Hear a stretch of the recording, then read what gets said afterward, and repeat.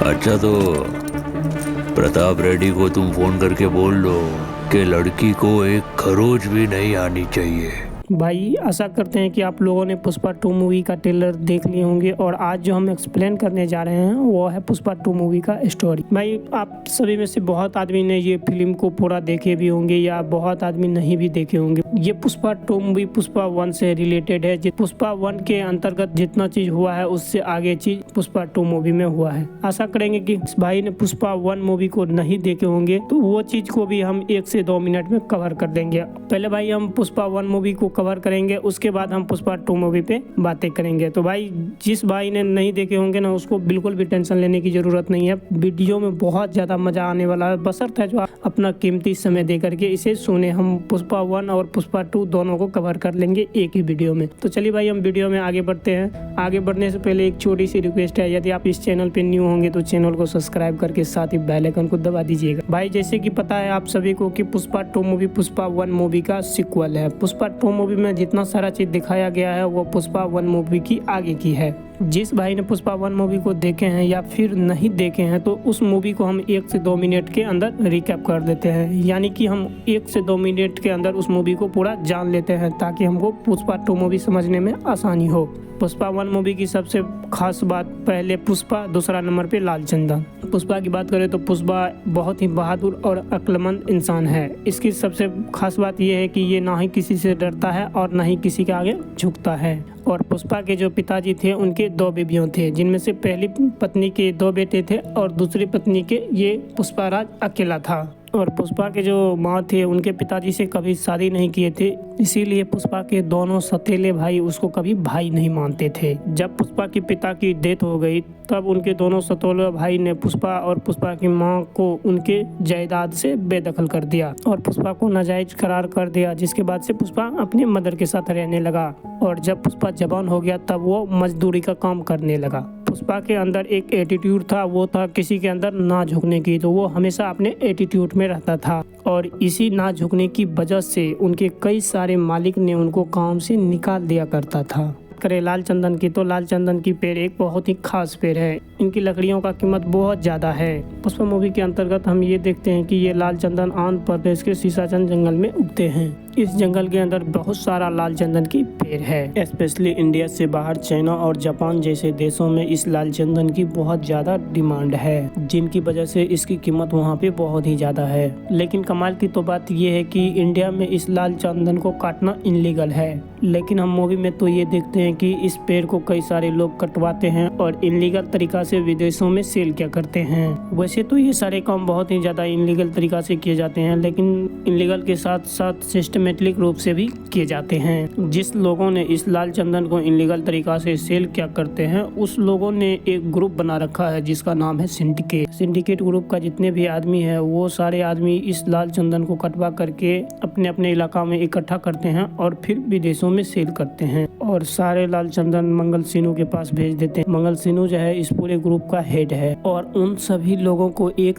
Ton लाल चंदन की कीमत 50 लाख रुपए देते हैं, यानी कि 1 किलो लाल चंदन की कीमत 5000 रुपया। लेकिन ये सिंडिकेट का लीडर मंगल सिन्हू उस लाल चंदन को विदेशों में सेल किया करते हैं। विदेश में जिसके पास वो लाल चंदन देते हैं और उसका नाम होता है मुर्गन। ये मुर्गन 1 टन लाल चंदन की कीमत 1.5 करोड़ रुपया देता है। मंगल सिन्हू के बारे में बातें करें तो ये पूरे ग्रुप के हेड के साथ साथ ये खतरनाक आदमी भी है, लेकिन ग्रुप में उसी की तरह एक खतरनाक आदमी और भी होता है जिसका नाम होता है कोंडा रेड्डी। ये भी सिंडिकेट ग्रुप का मेंबर होता है।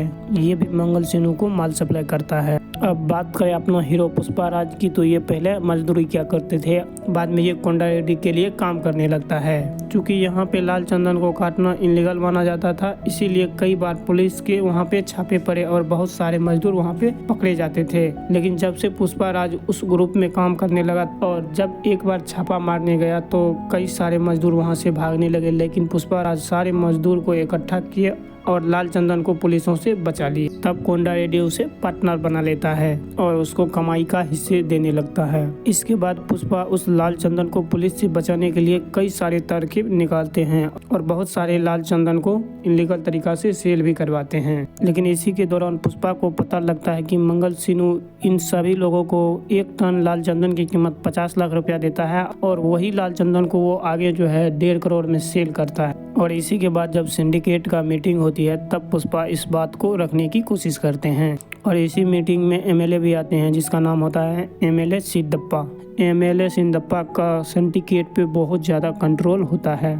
पुष्पा एमएलए को ये बात बताता है और बोलता है कि मंगल सिन्हू सबको धोखे में रखता है। वो 1 टन लाल चंदन की कीमत 50 लाख रुपया हम लोग को देता है और मंगल सिन्हू ने हम लोगों से 2 गुना प्रॉफिट खा जाता है। तब एमएलए ने उस मंगल सिन्हू को इस सिंडिकेट से हटा देता है और पुष्पा राज को न्यू लीडर बना देता है। उसके बाद ही पुष्पा न सिर्फ पूरे सिंडिकेट को रोल करता है बल्कि बहुत सारे माल को सप्लाई कर करके बहुत सारा रुपया कमाता है। और इसी के बाद ही उसके एरिया का एसपी चेंज होता है जिनका नाम होता है एसपी भवर सिंह शेखावत। ये एसपी शेखावत ये बहुत ही ज़्यादा घमंडी इंसान होता है। जब इस एसपी का ज्वाइनिंग इस एरिया में होता है तभी एसपी के पास पुष्पा जाता है कुछ पैसे लेकर के। पुष्पा चाहता है कि ये एसपी हमसे कुछ पैसा खाते रहे और मेरे काम में रुकावट ना डाले। लेकिन पुष्पा के अंदर एक एटीट्यूड था किसी को इज्जत ना देने की और किसी के सामने ना झुकने की। तो वो बिना इज्जत दिए ही ये शेखावत को रुपये दे रहा था। लेकिन शेखावत को ये चीज़ बहुत ही बुरा लगता है जिस वजह से वो पुष्पा की बहुत ज़्यादा बेइज्जती करते हैं। और उसी टाइम पर पुष्पा की शादी होने वाली होती है इसीलिए पुष्पा उस टाइम पर तो उस एसपी से कुछ नहीं बोलते हैं। और जिस दिन पुष्पा की शादी होती है उसी दिन पुष्पा उस एसपी शेखावत से मिलते हैं और उसको नंगे करके बहुत ज़्यादा मारते हैं। पुष्पा उनको ये चीज़ दिखाना चाह रहे थे कि बिना पुलिस के वर्दी के तुम्हारा कोई इज्जत नहीं है। उसके बाद ही पुष्पा की शादी हो जाती है लेकिन ये जो एसपी शेखावत होते हैं ये पुष्पा पे बहुत ज़्यादा गुस्सा हो जाते हैं और इसी के बाद ही पुष्पा 2 की शुरुआत होती है। दोस्तों पुष्पा 2 में हम शुरू में देख पाते हैं जापान की ये योकोहामा पोर्ट को सारे मजदूर इसे कंटेनर उतार रहे होते हैं। जैसे ही क्रेन से कंटेनर नीचे गिर जाता है तो वहाँ पे कई सारे लोग देखते हैं कि इसमें लाल चंदन है और इसीलिए वो लोगों ने वहाँ पे अपने बॉस को बुलाता है। जब वहाँ पे उनके बॉस आते हैं तब ऐसा होना पॉसिबल नहीं है, लाल चंदन यहाँ पे मेरी परमिशन के बिना आ नहीं सकता। लेकिन उसके बाद ही उसके साथ जो भी आदमी आए हुए होते हैं उन सभी को उस कंटेनर की तलाशी लेने को बोलता है। जैसे ही उस कंटेनर को जांच करने के लिए जाते हैं तो पता लगता है उस कंटेनर में सिर्फ लाल चंदन ही नहीं बल्कि उसके साथ एक आदमी भी है और वो आदमी पुष्पा है।